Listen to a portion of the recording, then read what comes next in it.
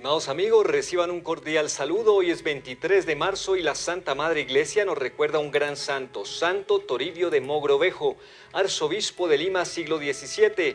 Nace en Mallorca, España, en 1538. Los datos acerca de este arzobispo, personaje excepcional en la historia de Sudamérica, producen asombro y maravilla. Las gentes lo llamaban un nuevo San Ambrosio y el Papa Benedicto XIV dijo de él que era sumamente parecido en sus actuaciones a San Carlos Borromeo, el famosísimo arzobispo de Milán. Toribio era graduado en Derecho y había sido nombrado presidente del Tribunal de Granada en España. Cuando el emperador Felipe II, al conocer sus grandes cualidades, le propuso al sumo pontífice para que lo nombrara arzobispo de Lima. Roma aceptó y lo envió en nombramiento, pero Toribio tenía mucho temor a aceptar. Después de 3 meses de dudas y vacilaciones, aceptó.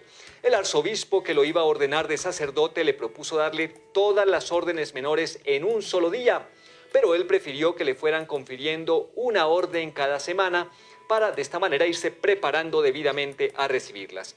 En 1581 llegó Toribio a Lima como arzobispo. Su arquidiócesis tenía dominio sobre Perú, Ecuador, Colombia, Venezuela, Bolivia, Chile y parte de Argentina. 5.000 kilómetros más o menos de media de longitud, y en ella había toda clase de climas y altitudes. Abarcaba más de 6 millones de kilómetros cuadrados. Al llegar a Lima, Santo Toribio tenía 42 años y se dedicó con todas sus energías a lograr el progreso espiritual de sus súbditos. La ciudad estaba en una grave situación de decadencia espiritual. Los conquistadores cometían muchos abusos y los sacerdotes no se atrevían a corregirlos. Muchos, para excusarse del mal que estaban haciendo, decían que esta era la costumbre.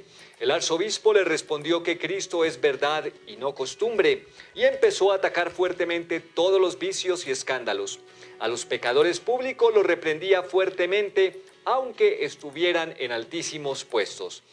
Las medidas enérgicas que tomó el arzobispo contra los abusos que se cometían le atrajeron muchas persecuciones y atroces calumnias. Él callaba y ofrecía todo por amor a Dios, exclamando: al único que es necesario siempre tener contento es a nuestro Señor. 3 veces visitó completamente su inmensa arquidiócesis de Lima. En la primera vez gastó 7 años recorriéndola. En la segunda vez duró 5 años y en la tercera empleó 4 años. La mayor parte del recorrido lo hacía a pie. A veces lo hacía en mula, por caminos casi intransitables, pasando de climas terriblemente fríos a climas ardientes. Eran viajes para destruir la salud del más fuerte. Muchísimas noches tuvo que pasar a la intemperie o en ranchos miserables, durmiendo en el puro suelo. Los preferidos de sus visitas eran los indios y los negros, especialmente los más pobres, los ignorantes y los enfermos. Logró la conversión de un enorme número de indios. Cuando iba de visita pastoral, viajaba siempre rezando. Al llegar a cualquier sitio, su primera visita era el templo. Reunía a los indios y les hablaba por horas y horas en el idioma de ellos, que se había preocupado por aprender muy bien. Aunque en la mayor parte de los sitios que visitaban no había ni siquiera las más elementales comodidades, en cada pueblo se quedaba varios días instruyendo a los nativos, bautizándolos y confirmándolos. Celebraba la Santa Misa con mucho fervor y varias veces vieron los acompañantes que mientras rezaba se le llenaba el rostro de resplandores. Santo Toribio recorrió unos 40.000 kilómetros visitando y ayudando a sus fieles. Pasó por caminos jamás transitados, llegando hasta tribus que nunca habían visto un hombre blanco.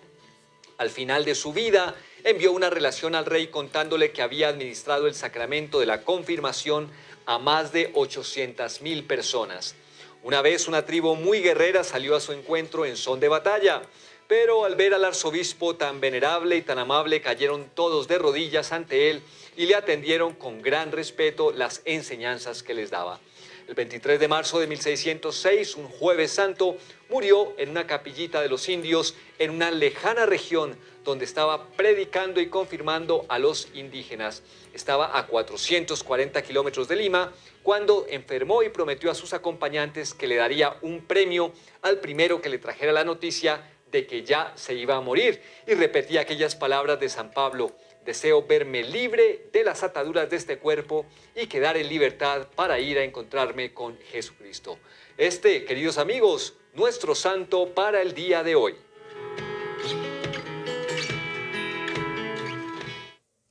Santo Toribio de Mogrovejo o Mogrovejo, bueno, eso es como impronunciable, pero lo importante es su ejemplo, el santo del día. Ahora les digo bien cómo es que se dice. Mogrovejo, Mogrovejo es, bueno, Santo Toribio, ¿se ve? Recorrió el mundo sirviéndole al Señor. Buenos días, buenas tardes, buenas noches, donde quiera que usted esté. Gracias por estar ahí. Le damos gracias a Dios. Y bueno, ahí está. Eh, Oiga, es noticia o es tendencia noticias uno. ¿Se acuerda que en días pasados, bueno, antes de hablar del Evangelio, pero tengo que hablar de unas porque no se me olvida? Mm, eh, ¿Se acuerda que se había hecho de un libro de 50 millones de pesos que quería ser la primera dama? Ella dijo que no necesitaba, que no, que ya no necesitaba.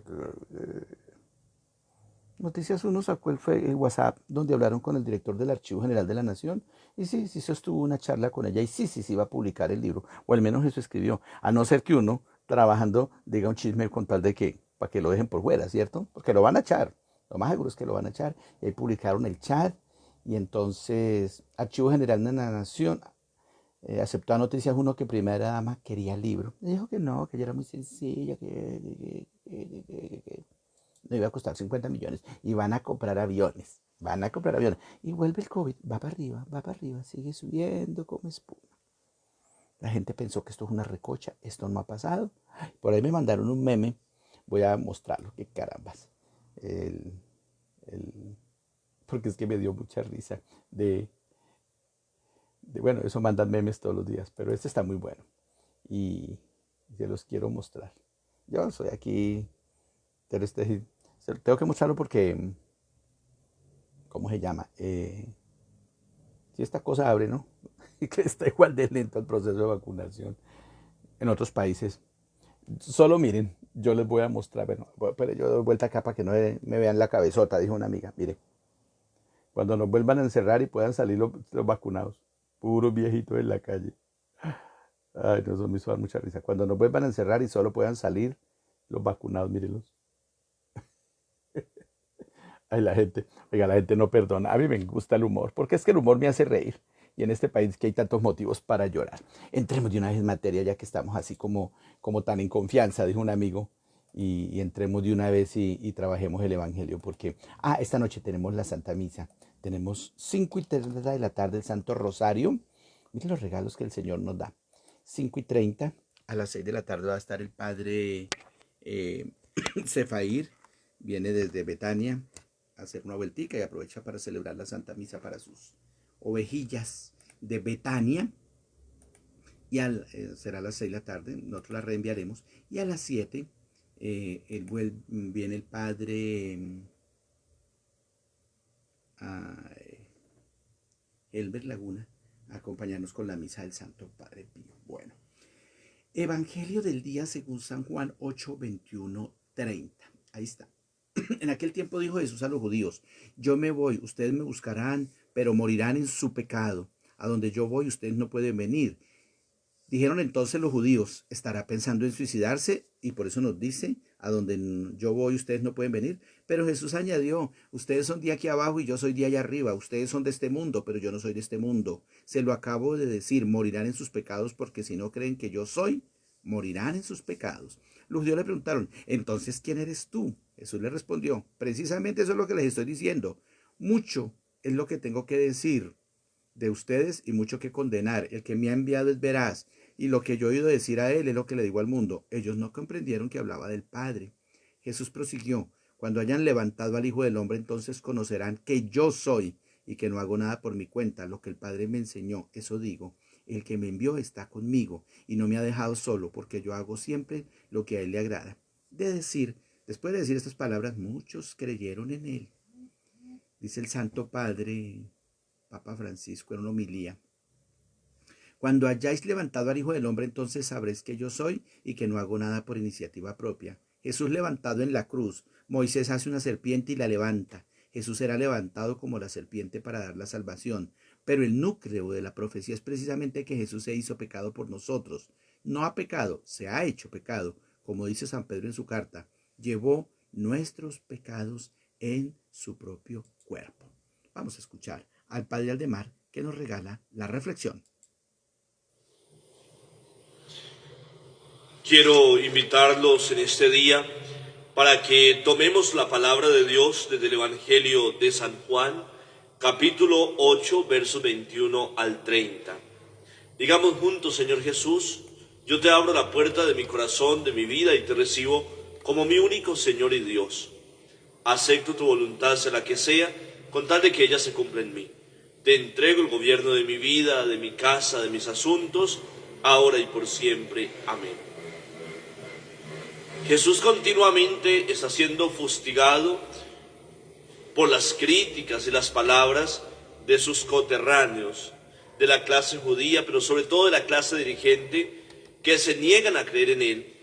Y se niegan a creer en Él porque viven sus propios egoísmos, es decir, viven en su propio mundo, y aunque escudriñan la Escritura, se forman una fe que les conviene.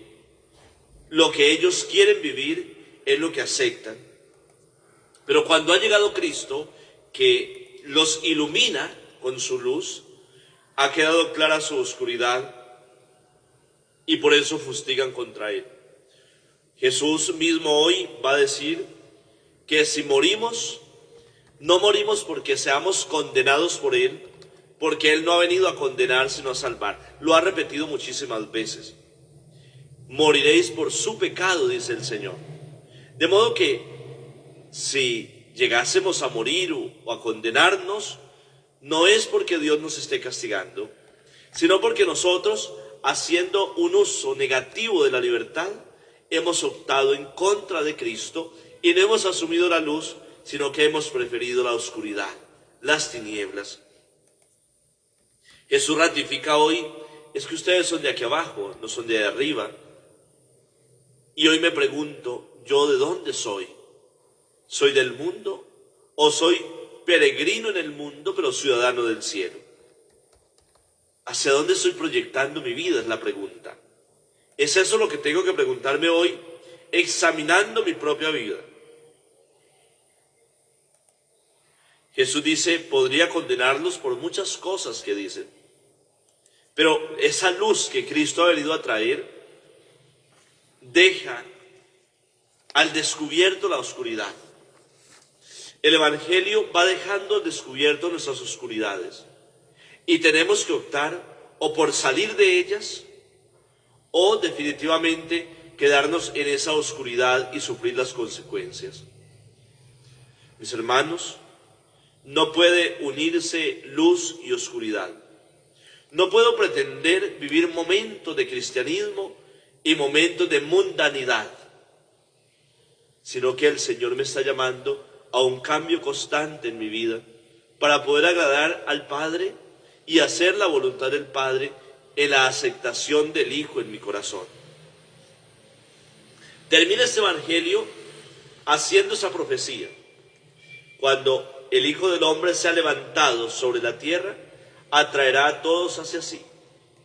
Como la serpiente de bronce del desierto que cura la mordedura de la serpiente, Cristo en la cruz es levantado, es entregado para el perdón de nuestros pecados. Es el derramamiento del amor del Dios Padre en cada uno de nosotros, y es eso lo que nos salva. Por eso, mis hermanos, nosotros, tantas veces mordidos por la serpiente del pecado, estamos llamados a acoger a Cristo en el corazón, que no solamente atraiga a Jesús nuestra mirada, sino nuestro corazón, nuestra vida, porque solamente en Él hay vida y hay vida eterna. Mis hermanos, los invito a levantar la mirada hacia Cristo, a un Cristo crucificado. ¿Qué significa ello? A un Cristo que ha vencido la muerte, que ha vencido el pecado, y un Cristo resucitado que con su triunfo nos ha traído la vida eterna. Con un corazón agradecido, digamos juntos: Señor Jesús, vacíame de mí, lléname de ti y haz de mí un don para ti y para mis hermanos. Feliz día para todos, que el Señor y la Santísima Virgen María nos bendiga, nos acompañe en el nombre del Padre, y del Hijo, y del Espíritu Santo, unidos siempre en la oración. Gracias, Padre Aldemar, por regalarnos esa reflexión, esa bendición. Qué bueno empezar el día pensando en las cosas de Dios. Bueno, el Señor Jesús nos regala esa bendición de poder pensar, de poder vivir este día pensando en Él. Y bueno, saludo a los amigos, a Jaime Arias, a Marta Morales, a María Antonia Macías, que están ahí en sintonía. Gracias por acompañarnos, gracias por compartir. Cumpleañeros. Ángel de Luz Más Melabriñez, vea. Es una chica que está cumpliendo años. Un saludo para Ángel de Luz. Ángel de Luz es una mujer invidente, pero se mueve en redes. Ya quisiera usted moverse como se mueve ella o yo. Lady Triana, Guillermo Prada, Amparo Osorio Espina, Carlos Arturo Jiménez Ocampo, Dina Castro, Héctor Julio Rodríguez, Gloria Guzmán y Juan Diego Angarita Ospina. Una bendición muy grande. Cumpleaños, bueno, el 30 de este mes, el padre Augusto Eblino Osorio, Milton Dubán Flores también. Cumpleaños de ordenación este 21, el padre Fray Nelson Medina. Y bueno, tengo aquí también entre los cumpleañeros mañana, Jorge Fernando Lazo Yúndez, Daladier Lugo González el 25 y Carlos Andrés Pinzón Castillo el 25. Bueno, vamos a darle gracias a Dios por la vida y por todos sus amigos que cumplen años. Voy a mirar aquí a ver quién más. Arturo Madrigal, saludo para él. Juan Carlos Campos, Lina Castro, bueno. Y Luis Fernando Echeverri Parra también, Calarca. Gracias a todos los que están cumpliendo años, le pedimos a Dios. A propósito, esta noche, la Santa Misa, ¿no? 5:30 de la tarde del Santo Rosario, para que no se nos vayan a refundir. Y el padre Cefaí nos va a celebrar una misa, 6 de la tarde, y a las 7 de la noche tendremos la misa desde Prodiogar, o sea que hoy tendremos 2 santas misas. Los invitamos pues a que estén pendientes y que estén en pilas, porque vamos a tener 2 libros, igual los vamos a mandar por las redes, y no es sino darle clic. Por Prodiogar siempre nos van a encontrar, o por Hogar de Paso Prodiogar, agréguenos, denle me gusta, o pida ingresar y nosotros lo aceptamos. Y en el mío, en el perfil mío, yo ya no puedo recibir más gente, pero también tengo Monaguillo Producciones. Ahí en Monaguillo Producciones me gusta y también por ahí la publicamos. Bueno, vamos con las noticias. Vamos con las noticias porque me pareció muy serio, muy importante, y porque mucha gente le quitó mérito y que no, que era un ataque con la primera dama, que tan linda, que ella, que aquello y que lo otro. No, la pillaron, mamita, la pillaron. Cayó, o sea, por eso es que yo le digo a ustedes, no coman solo RCN y Caracol, porque no. Hay que escuchar otras opciones. Noticias 1 está en Cable Noticias, pero también está en YouTube. Miren, esto fue lo que pasó con el invierno este fin de semana, pero después de esto, bueno, por Anda Beiba, por el momento se calcula en 50 el número tremendo de lo que está familias haciendo el afectadas invierno. y el desbordamiento no dejó heridos ni víctimas A nosotros fatales. se nos está cayendo el La tejado. información Miren la revelada noticia. por Noticias 1 la semana pasada sobre un libro autobiográfico de la esposa del presidente fue tildada de falsa por los involucrados en ese proyecto y por la Casa de Nariño y su equipo de comunicaciones. Juliana Ramírez.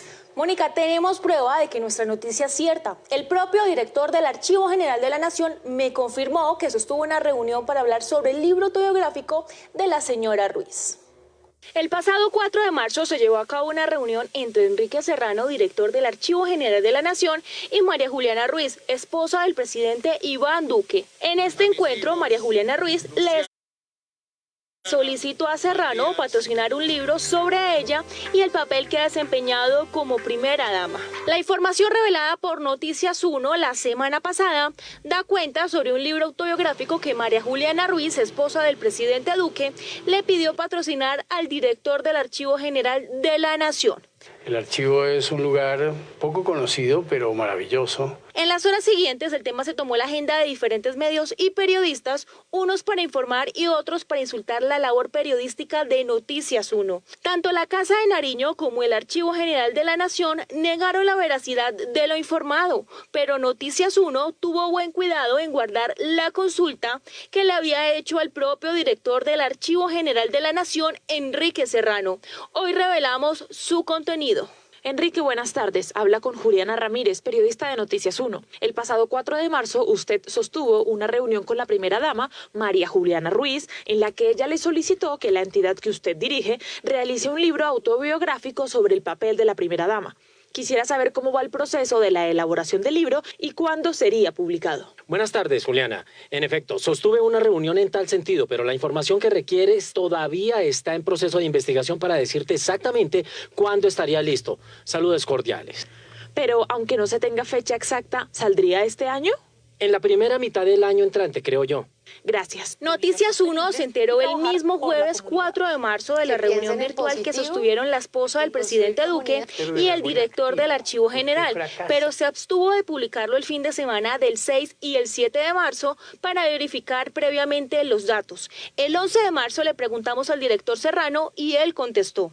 La nota fue publicada solo hasta el 14 de marzo. El pasado 4 de marzo usted sostuvo una reunión con la primera dama, María Juliana Ruiz, en la que ella le solicitó que la entidad que usted dirige realice un libro autobiográfico sobre el papel de la primera dama. En efecto, sostuve una reunión en tal sentido, pero la información que requieres todavía está en proceso de investigación. Queda claro que el propio director del Archivo General de la Nación, Enrique Serrano, confirmó la información de Noticias 1. Ahí nos meten un comercialito, no alcanzamos a editarlo, pero bueno, ya vuelvo con la noticia. Mírela, ahí está. No obstante la confirmación de la información sobre el libro de la esposa del presidente a Noticias 1 por parte del director del Archivo General, el equipo mediático del gobierno dedicó sus esfuerzos esta semana a calificar como falsa la noticia. El Archivo General de la Nación desmintiendo las fake news. La estrategia de comunicaciones de la Casa de Nariño, liderada por el consejero Hassan Nazar, después de la información publicada por Noticias 1, incluyó la publicación de 3 comunicados que se contradicen entre sí y en realizar una gira de medios que continuó hasta hace una hora. A propósito de una supuesta biografía o autobiografía que usted le habría pedido al Archivo Nacional que se hiciera, ¿qué de eso es verdad y qué de eso es mentira? Es falso. Esa es la premisa. Y la única realidad que hay ahí es que no soy una persona de autobiografías.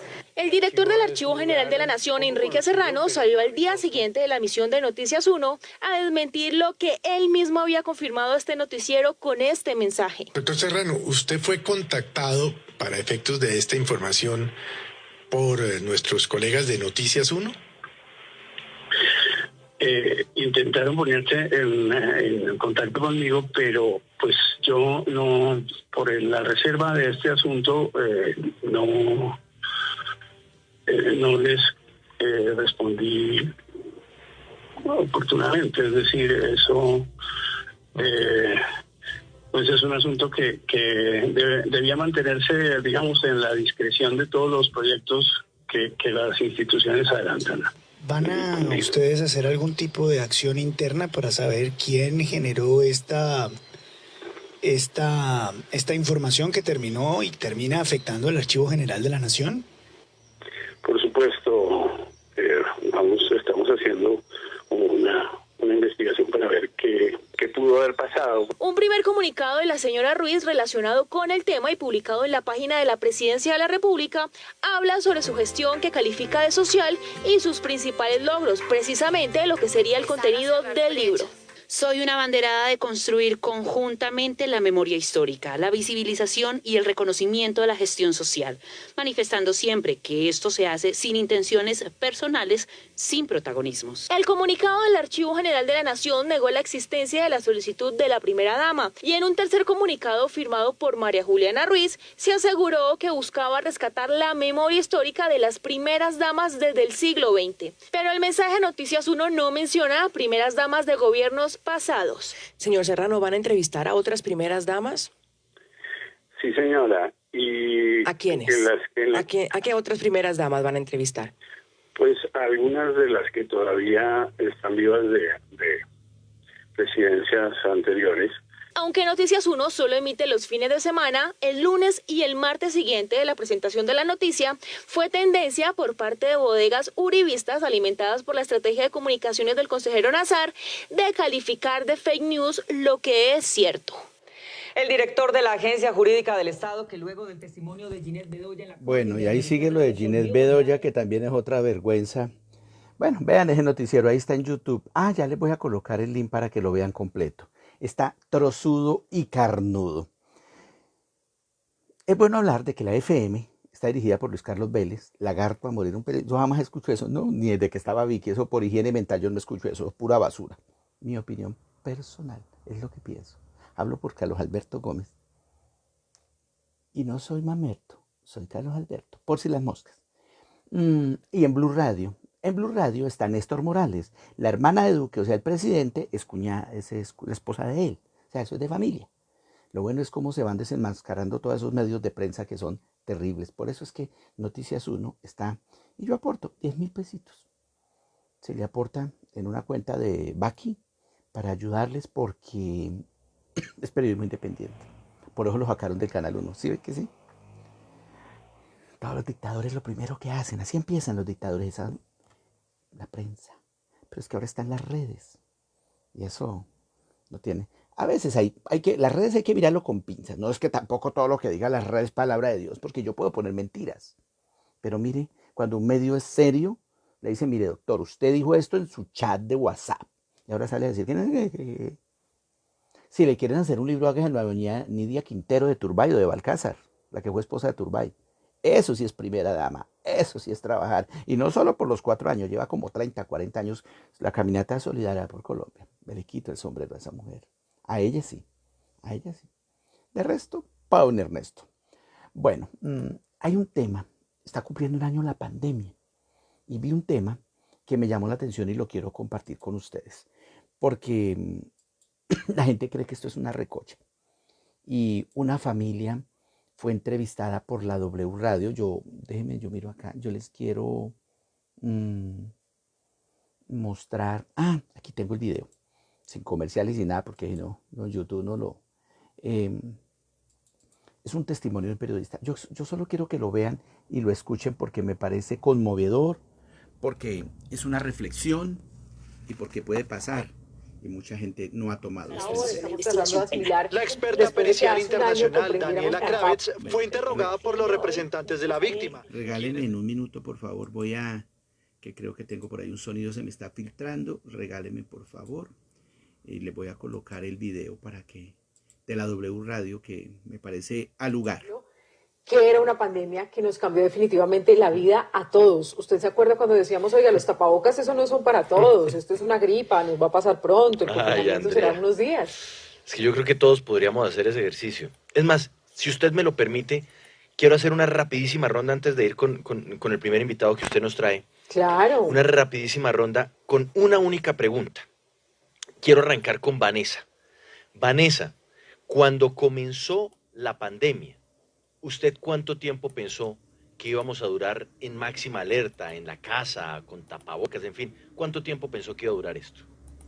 Yo pensé que máximo 3 meses. 3 meses, es decir, marzo, usted decía abril, mayo, junio y chao. ¿Listos? Sí. Mauricio, ¿usted cuánto pensó que iba a durar esto? Yo dije hasta agosto. Hasta agosto. O sea, usted le dio casi 6 meses, 5 meses. Casi 6 meses, sí. 5 meses usted dijo, listo, pasamos. Sí. A ver, le quiero preguntar a Carlos.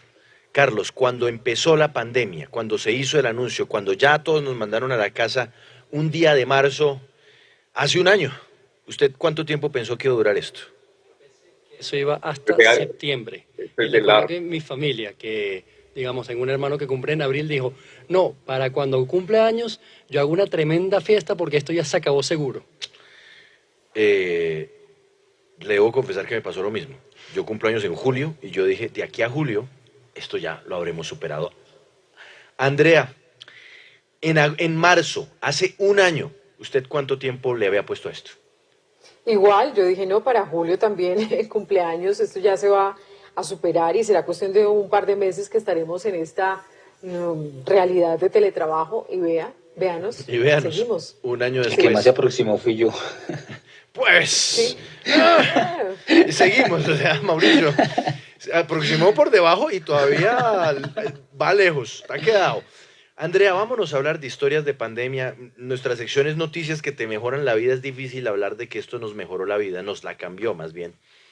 Pero pues, al mal tiempo buena cara, aunque es difícil con las historias que vamos a contar. Pues sí, queremos saludar a esta hora a Carlos Alberto Espina. Él es periodista, él es columnista y es una persona que amablemente nos ha aceptado esta invitación para hablar de una realidad que muchos tal vez no se han atrevido a expresar porque hasta ahora lo están asimilando. Hemos conocido los casos de personas que por lo menos alguien cercano conoce que ha tenido COVID-19, otras personas que han perdido a sus familias, a sus familiares, pero en el caso de Carlos no solamente estuvo enfermo él, en peligro su vida, sino además perdió a 3 miembros de su familia.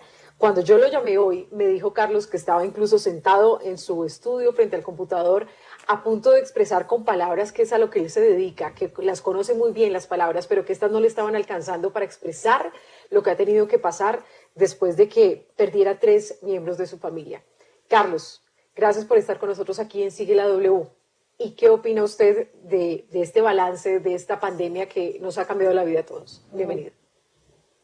Buenas tardes, Juan Pablo, Andrea y la audiencia. Mira, cuando ustedes preguntaban cuánto iba a durar, desde la perspectiva personal, siempre dije que esto era de largo aliento. Y por lo tanto, un ser humano, cuando tiene una rutina cotidiana, no siempre está preparado para ese cambio tan radical. Y cuando pasa los insucesos de la muerte de mi madre, de mi hermana, de mi hermano, más entendí que esto no acababa de un día para otro. No acababa de un día para otro, Carlos, y ustedes definitivamente ocurrió lo mismo que muchas personas que fueron muy cuidadosas. Hay otros casos donde tal vez la culpa esté rondando por la mente porque no nos cuidamos bien, no cuidamos a nuestras familias y eso será otro asunto, otro caso. Pero en el caso de ustedes, háblenos un poco del cuidado que ustedes tuvieron y se filtró por donde menos se esperaba el COVID y definitivamente lo cambió todo. Lo primero que hice hace un año, por esta fecha, más exactamente el 12 de marzo, fue llevarme a mi mamá para la finca en San Jerónimo, al occidente de acá del departamento de Antioquia, precisamente porque se trataba de una persona de 85 años con algunas preexistencias. Otra parte era el lugar que más abrigo le brindaba a ella y felicidad, con amonio cuaternario, desinfección del carro, quitada la ropa antes de llegar, no permitir que nadie se la arrimara, ni el mayordomo. Solo hacía la compra una vez a la semana, estando allí en el pueblo, me trasladé con todo mi material de trabajo para hacerlo desde allí.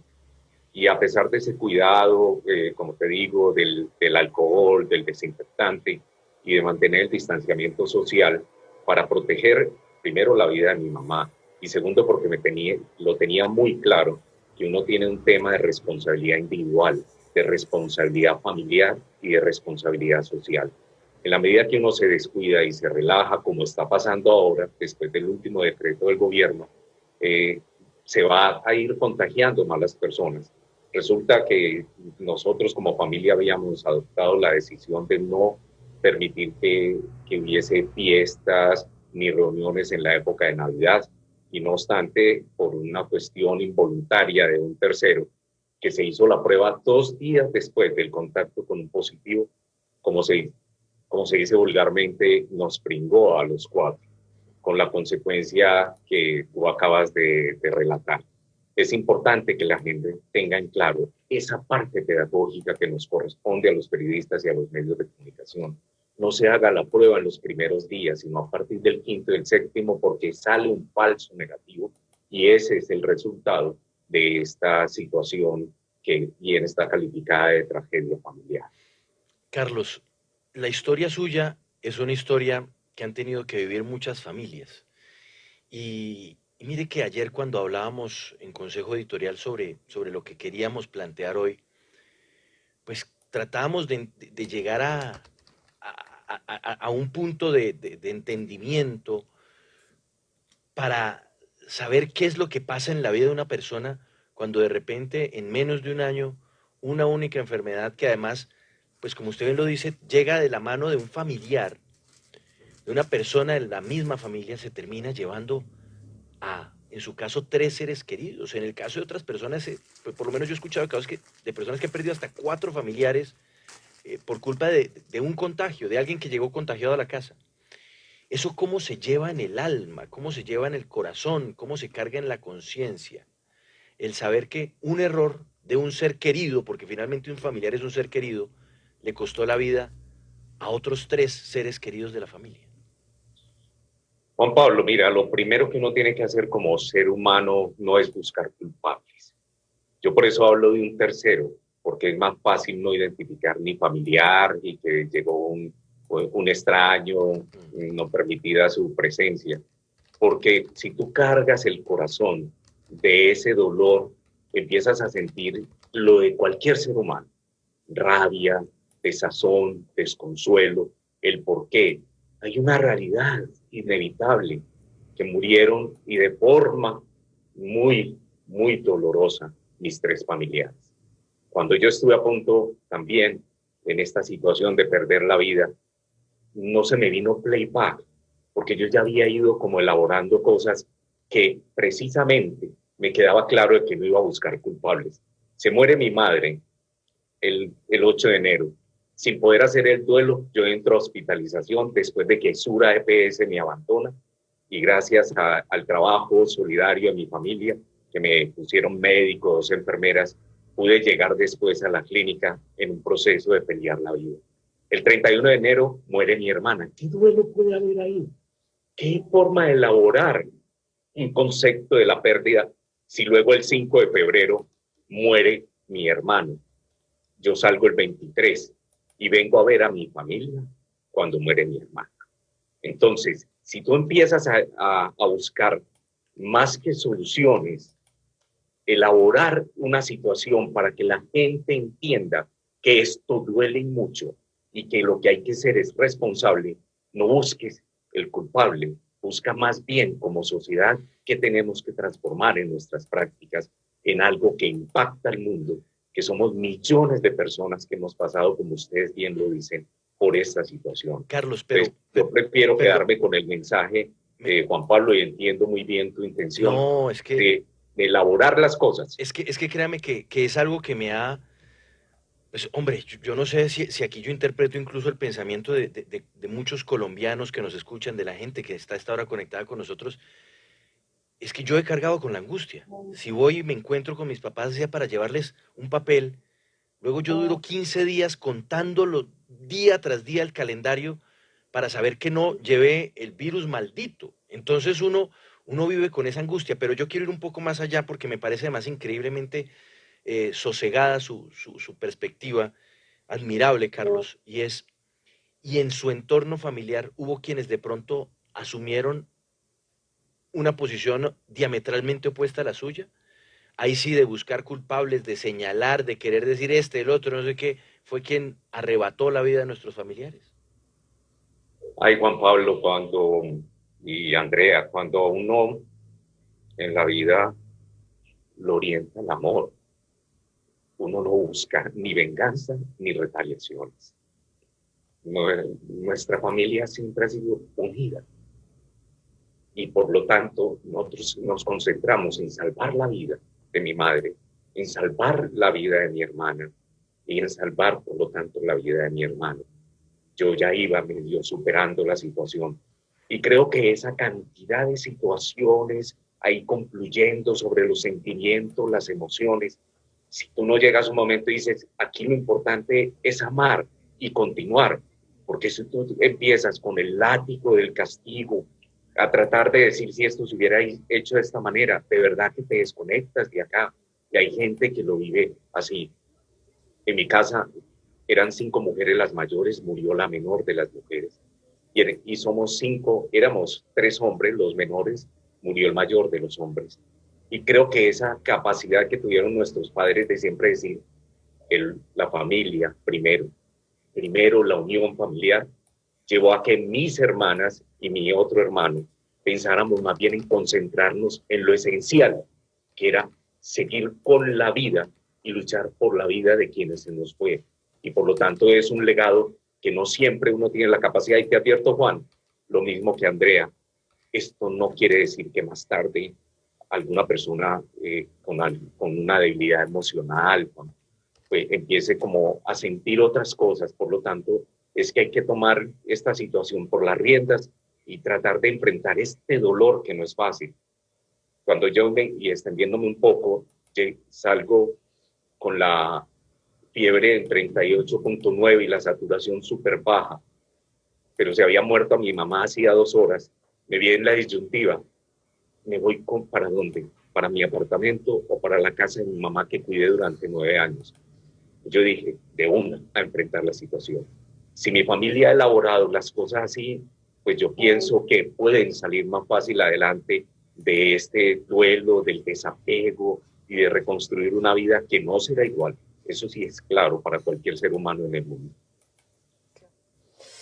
Pues es impresionante el relato que usted nos hace, Carlos, y sobre todo su capacidad de dar un paso más allá y hablar del amor y no quedarse en las rencillas, sino mirar un poco más trascendentalmente todo esto que pasó. Y en ese sentido yo quiero preguntarle por una frase que escuchamos mucho, ¿no? Cuando de esta pandemia saldremos mejores seres humanos. Esta pandemia ha sacado lo mejor y lo peor, pero de aquí saldremos mejores. Pero después cuando uno también ve unas situaciones que a uno le hacen pensar exactamente lo contrario, ¿qué pasa por su mente cuando compara esa frase hace unos meses y después de esta experiencia tan dura? ¿Cómo salimos de esta pandemia en realidad? Andrea, yo creo que el cambio es del individuo. Yo escuchaba, porque no me puede faltar el radio, sea en el celular o físico el radio, cuando hablaban los políticos y que la oposición, que una cosa a la otra. Digo, ¿por qué el hombre tiene que ser tan miserable? Estamos reproduciendo la tragedia griega nuevamente, en lugar de construir todos el cambio. Pero ya entendí que es muy difícil que la sociedad, yo salgo y en lugar de encontrar personas apacibles, encuentro al señor de la moto que se lleva el espejo de mi carro y regresa a insultarme y él fue el que cometió el error. Pasa a un centro comercial y le decís a la señora, usted se tomó ese yogur, páguelo, y me recuerda el árbol genealógico. Entonces mira que es una sociedad que habla de corrupción y tiene actos corruptos a diario, y dentro de ellos la pandemia no ha dejado como la lección que uno solo tiene este segundo en el que estamos hablando, ustedes, Juan Pablo y yo, Vanessa, Carlos y demás, a través de un medio virtual. Tú no tienes ni otra cosa, y eso no quiere decir que hay que laissez-faire, hagamos cualquier cosa, no. Es que la lección aprendida, si el individuo no lo asume para su transformación en el contexto inmediato, es muy difícil la sociedad. Yo te podría no contradecir, sino agregar a tu frase, Andrea, y disculpa que te tutee, y es que yo he encontrado en la pandemia lo peor del ser humano. Se abrió la letrina de la incapacidad conceptual para entender la real trascendencia de lo que decía ahora, del amor, pero en especial del espíritu y del alma humana. Y si no lo transformamos nosotros en nuestros actos, todo el resto es carreta y palabras que se quedan de fondo. Carlos, ¿usted me puede decir el nombre de su señora madre? Es que, Eufemia. ¿Cómo se llama? Eufemia, con F. Eufemia. Yo tengo que decirle una cosa, Carlos. Usted nos acaba de dar una lección que sin duda doña Eufemia se la dio a usted y se la dio a toda su familia. Y por eso yo creo que esta conversación que hemos sostenido es sí una reflexión sobre lo que nos ha dejado un año después esta terrible y dolorosa pandemia, pero también es una lección de lo que una mamá como doña Eufemia hace por sus hijos y hace por la sociedad. Porque usted, la manera en que lo ha expresado, las palabras que usted nos ha dicho, ese valor increíble que se nota que tiene usted en su espíritu, en su corazón, y sobre todo ese amor inmenso hacia ella, hacia su familia, habla muy bien de usted, pero sobre todo habla muy bien de doña Eufemia. Lo felicito por esa mamá. Lamentamos, y de corazón créame que se lo estoy diciendo, Carlos, lamentamos que la haya perdido en medio de esto, pero vaya mamá la que tuvo usted. Lo felicito, Carlos. Y vaya papá, porque mi papá era Ramón Ospina Marulanda y se le conoció en los medios en Caracol 50. Don Ramón. como el insobornable. Ay, hombre. Entonces hay un conjunto de cosas, de verdad, es que yo digo que la sociedad tiene que volver a recuperar la esencia de la familia, nuestra desintegración, los hogares disfuncionales y demás. Deberíamos de hablar más de esto. A mí me llamaron de una empresa en estos días, nos duele mucho tu situación, tú quieres hablarnos. Y yo les dije, mi responsabilidad como ser humano, como periodista, no es victimizarme. Y eso se lo quiero decir a ustedes de corazón, Andrea, Juan Pablo, Vanessa, Carlos, todos y a la audiencia. No quiero victimizarme y no quiero ningún papel protagónico, porque mi misión como hombre en este mundo es dejar algo, y como comunicador social, sí, porque la he vivido también, y ustedes lo saben, y la he sufrido, pero ante todo la he amado. Y si uno ama, debe llevar sentimientos y debe llevarse emociones para que el ser humano se sacuda por eso, porque esos son los hechos, y los hechos son los ejemplos y hablan por los seres humanos. Carlos, de verdad, muchas gracias. Leeremos también sus escritos en Eje 21, en Juan Paz, en la revista Corrientes. Gracias por su testimonio y están escribiendo mucho en Facebook. Juan Pablo, dice Patricia Lucía Morales, qué hermoso testimonio. Dice María del Pilar Pérez, qué ser humano tan espectacular. Y uno más, de Eliana Cuervo, no puedo parar de llorar. El COVID también se llevó a mi madre y comparto con el invitado que no hay que culpar a nadie. Carlos, gracias. A ustedes, de verdad, un abrazo. Y a la gente, no entiendan un discurso simplemente de cuídense, no bajen la guardia, así ya no les tomen la temperatura o no les echen gel antibacterial. Piensen en los seres amados. Si el mensaje te cala a ti, puedes reproducirlo en 3 personas y son 3 vidas que son esenciales para la humanidad, repito, para la humanidad. Unos empiezan a montar en bici para estrenar celular, otros... Bueno, ahí está, ya ese muchacho quedó muy afectado, el periodista. Es conmovedor este testimonio de este hombre. Es que no murió 1 ni 2. Así como dicen, no fueron 1 ni 2, fueron 3. Y pues es muy fuerte. Yo lo dejo en su corazón. Saque sus propias conclusiones. El coronavirus no se ha ido. Una persona lleva el virus, una. Y mire toda la tragedia que puede ocurrir. Como él dice, no es de buscar culpables, es de cuidarnos. Es de cuidarnos. Bueno, yo les dejo eso en su corazón. Esta noche, esta tarde, 5:30, Santo Rosario, 6. Mire, apareció don Fernando Matomas Abogal. Un saludo. Bueno, a todos ustedes ahí, gracias por vernos, por reenviar. Gracias, gracias. Mejor encerraditos que enterraditos. Vivan este día como el primero, como el único, como el último. Doy gracias a Dios. Cuídense, por amor a Dios, cuídense.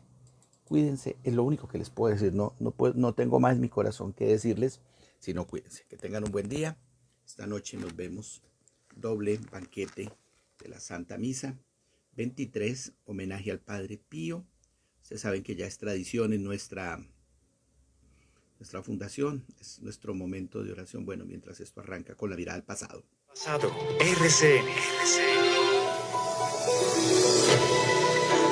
Yo veo un México de comunidades indígenas que no pueden esperar más a las exigencias de justicia, de dignidad y de progreso. Es la voz de Luis Donaldo Colosio, candidato del PRI a la presidencia de México, que el 23 de marzo de 1994 fue asesinado tras concluir una manifestación política en la ciudad de Tijuana.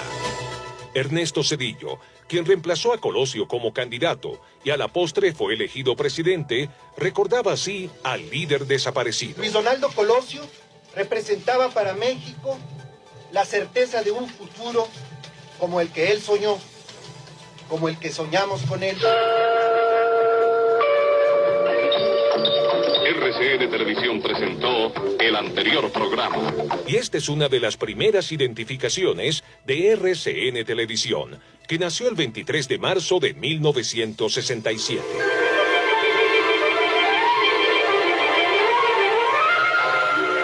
Hechizada. El hoy canal privado comenzó como programadora de televisión con 1 hora diaria, repartida entre la comedia nacional El Hogar y la serie norteamericana Hechizada. And the Oscar goes to Titanic.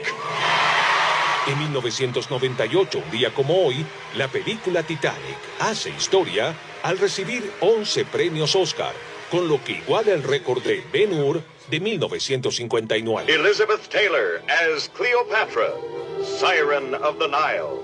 En el 2011 muere a los 79 años la actriz británica Elizabeth Taylor, símbolo de la edad de oro de Hollywood, a quien escuchamos en su papel de Cleopatra. Do as you say?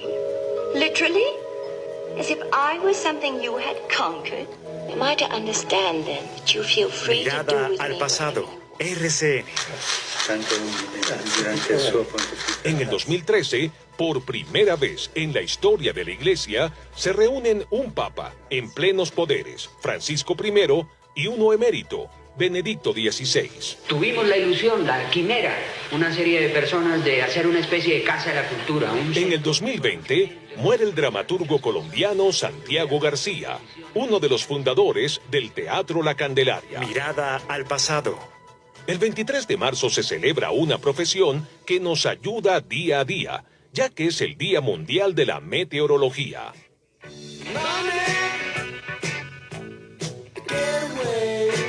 Y un día como hoy, en 1973, salía a la venta en Inglaterra el álbum The Dark Side of the Moon, El lado oscuro de la luna, del grupo Pink Floyd, uno de los mejores discos de la historia.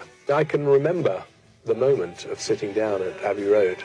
Puedo recordar el momento en que me senté en Abbey Road. El día que terminamos el trabajo, pusimos el parlante a un volumen agradable y fuerte para escuchar todo el disco. Y fue un momento realmente mágico, decía David Gilmour, guitarrista de Pink Floyd, sobre este álbum que es el disco que más tiempo ha permanecido en la lista de la revista Billboard, más de 19 años en la cima.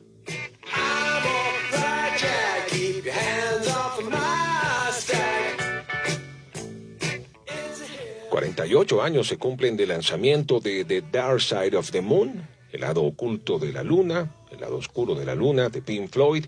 El disco ha sido considerado entre los más revolucionarios en la historia del rock, especialmente por el sonido novedoso producto de los avances técnicos que se usaron durante su grabación en Abbey Road. David Gilmour, integrante de la agrupación, ha descartado una reunión, una gira de reunificación. Bueno, la música de Pink Floyd, de este gran álbum que fue lanzado un día como hoy, en 1973.